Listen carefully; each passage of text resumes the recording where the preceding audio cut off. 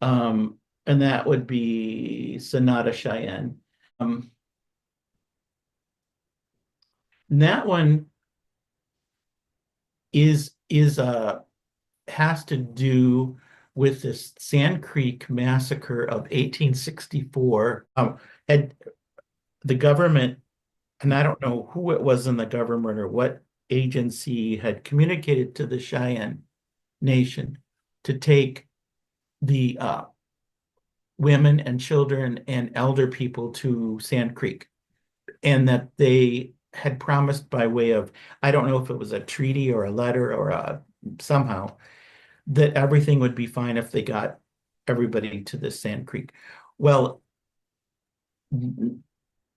I don't know, I don't think it was the whole Cheyenne Nation. I'm not sure. But anyway, a whole bunch of Cheyenne people went to Sand Creek, and then uh, this is how the piece ended, is talking about the massacre of 1864. And the piece starts and ends with very sort of peaceful but sort of lonely sounding sections. And the reason why those lonely sounding sections are there, the middle part of the piece is very violent, and at least two people remarked that the piece really scared them. One was Kurt, and the other one was someone else. And I'm sort of happy that it scared them, because it should. Uh, the the piece starts and ends with a quiet section, and what I like about it and what it's meant to say with those quiet sections is the world before the murder was exactly the same as the world after all these murders. We can go in and like shoot people up and like mutilate their bodies and chop them up into a million pieces. It doesn't accomplish anything. And so this piece is basically, in my mind, is a plea for peace. There's no reason to go kill anybody. Nothing is ever solved by that. The world keeps doing that over and over and over again, like, oh, let's go kill some people because this time it's really gonna work. Yeah. No, it never works. It's just, and I don't think this world is real, as you know. And I am happy about that because I think it makes a statement, it makes a comment actually that people can think about when they listen to it. Are they going to be scared by the middle part? Which, if they're scared by the middle part, then maybe think about the ending parts. Maybe think about how wars are not, they're not necessary. We don't need to, they're not necessary because they've never accomplished anything. And every time humanity goes another year or two or 10 years, some country or some group of people think, oh my gosh, we've really got to go and kill whoever. And then everything goes back to the way it was before. And then someone, oh, now we got to go and kill whoever. It's a silly cycle that doesn't amount to anything. And so anyway, I like that piece about that. Do you want me to pick a different piece and talk about it? Yeah, pick another piece. So well, basically the thing that is in common with all these different pieces is that they're all for they're for me and for you and for all of us to bring up a subject for us, to everyone to think about.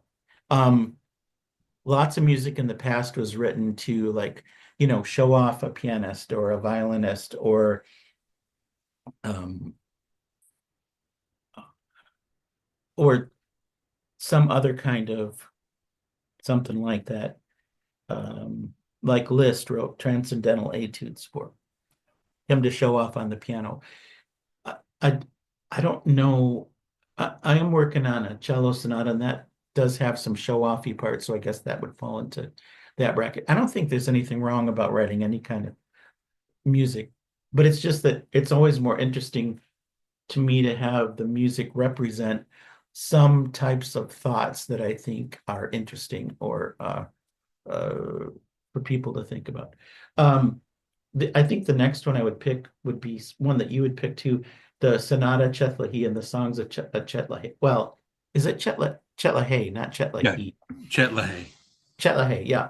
Um, those two works are written around poems of David Paladin, who's a great artist, and um, let's me look at my notes here. They were, like we talked about before, they were written as sort of, or at least I had hoped that they would be companion pieces of music to the art that David Paladin created. And but those songs and the sonata are I'm trying to think of it the best way to say it.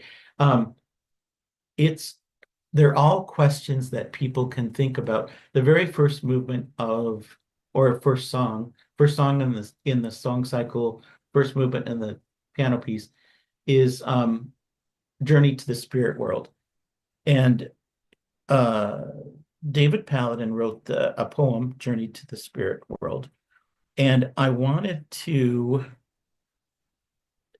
the very first thought when years ago in like 87 when I started working on it, um, was to try to think about how to make Journey to the Spirit World personal, because I thought that the only way that I might be able to have a chance of getting through to anybody listening to it, for them to think about their interpretation of what David's words were or the music is to make it personal. So in the music, I uh, Brahms is in there. I mean, you won't recognize any of these composers. You'd have to analyze the music and take it apart and then analyze Brahms, and so it isn't obvious, but Brahms is in there, Prokofiev is in there, Debussy's in there, Schoenberg's in there in this movement in this song. I think that's it. There might be someone else, but those are the ones I remember. Because this is an old piece, so my memory is not. Anyway, so then the next part is in my dream. And in my dream, I interpreted and wrote about like it was a dream of separation. You've got the sun and the moon, and David writes about them like the sun and the moon are two separate things, but sometimes they're the same, but sometimes they're separate. And that's what really clued me in that the poem was about separation. So I wrote about it. It's that song and that movement has two different tempos that happen. They jump back and forth. So I made a separation by making different tempos. Um, I made a separation by giving the sun and the moon sort of different intervals and uh, different little ditties. I just wrote about separation. The next one is Blackstone. Blackstone is about fears and pain, and David suggests talks about fears and pain in terms of what the Sioux Nation how the Sioux Nation might remedy if somebody was suffering from fears and pain, and that's the Blackstone. So that's kind of a lament, and so I just let that be what that is. That didn't do anything other than just paint the picture like what David wrote. And then the last movement and the last song is called Peace. And all of and Peace, I actually wrote about. What kept going through my mind is, instead of writing about peace, I want to write about what is not peace. So peace doesn't happen until the peace stops. So it's at the very end when the whole thing stops and the end happens in such a way that the audience would just sort of be kind of sitting there like, was that it? And that's peace. They're finally left alone. Um, but all of these poems by David, uh, I wanted to write the music in such a way that people might think, what do I think the world is? What do I think peace is? What do I think separation is? Is there such a, like they would go through these ideas. Um, What inspired you to want to write a piece about David's poetry? What uh, had inspired you? Talking to David, David, Pat, do you want me to tell that story or? Yeah. David left us in 84. And um, and I started working on this music in 87, but the reason I started working on it in 87 was either late in 86 or early in 87. I had a dream with David and he said, "Hey, Mark." And I was, "Yeah, David, what?" And as I knew who he was in the dream and I was talking to him, like which is always the case in dreams. I never have to, I very rarely, I can't say never, very rarely have to say, "Who are you?" You just sort of know. So he said, "You're going to set some of my poems to music." And I said, "I am." And he said, "Yes." And I said, "Oh, okay." So he said, "Call Lynda up when you wake up in the morning. Ask her for the poems that I wrote that I wish I could set to music." And she remembers because I said that to her.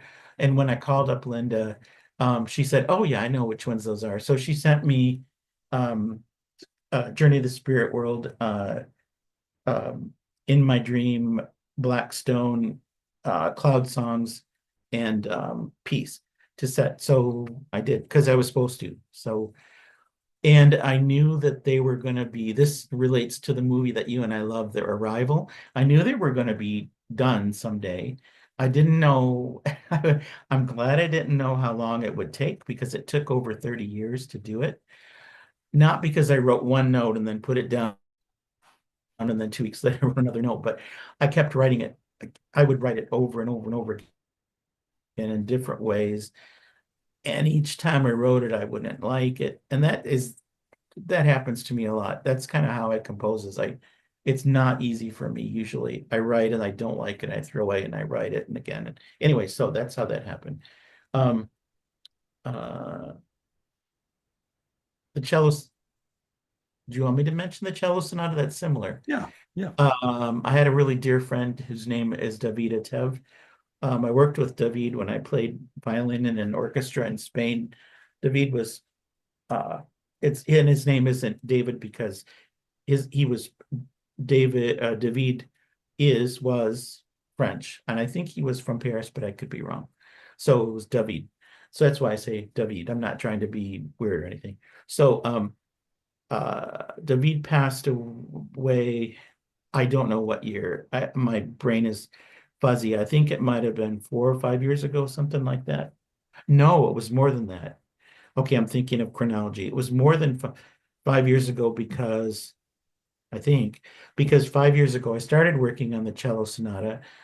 And the reason I started working on it was I had a dream and I saw David and he had his cello and he said, "Mark, you're going to write a cello sonata for me." And I said, "I am." And he said, "Yes." And I said, "Yeah, well, I think I said to him, I'm used to this, so fine." And he said, "I'll play the beginning." And so he had his cello and he played about four or five measures. And I was so excited. I woke up in the middle of the night. I went to get music paper. I wrote it down, and it's still the beginning of the cello sonata. So I figured with that one too, it's going to be done. I have to hang in there. It's been another long process, but I just have to just put up with that. I write a lot of stuff that sucks until, so that's that.